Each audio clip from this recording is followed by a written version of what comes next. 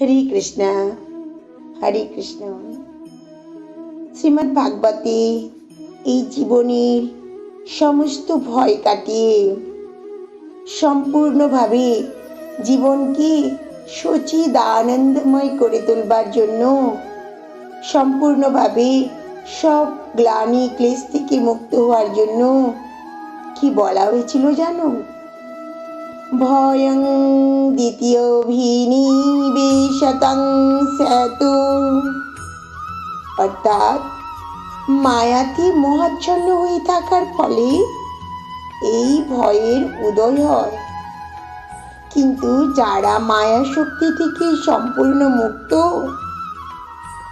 যারা স্থির নিশ্চিতভাবে জানে তার এই দেহটি তার নয়, কেবলমাত্র একটি জড় দেহ, তারা স্বয়ং পুরুষোত্তম ভগবানের চিন্ময় অংশ, সর্বক্ষণ ভগবানের অপ্রাকৃত সেবায় মুক্ত ওই ভগবানের সঙ্গে যুক্ত হতে চায়। ভবিষ্যৎ তাদের অত্যন্ত উজ্জ্বল হয়ে ওঠে, তাই সর্বদাই কৃষ্ণ ভাবনামৃত লাভ করতে চায়, সমস্ত ভয়কে দূরে সরিয়ে দেয়, কারণ তাদের মনের মধ্যে সদাই কৃষ্ণ ভাবনাময় রয়েছে। সে হয়ে ওঠে প্রকৃত কৃষ্ণ ভক্ত।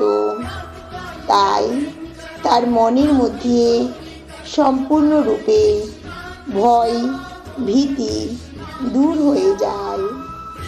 ভালো মন্দ যাই থাকুক না কেন, সে সর্বদা মনে করতে থাকে সমস্ত কিছুর উৎস হলো স্বয়ং ভগবান। রাধে রাধে, রাধে রাধে।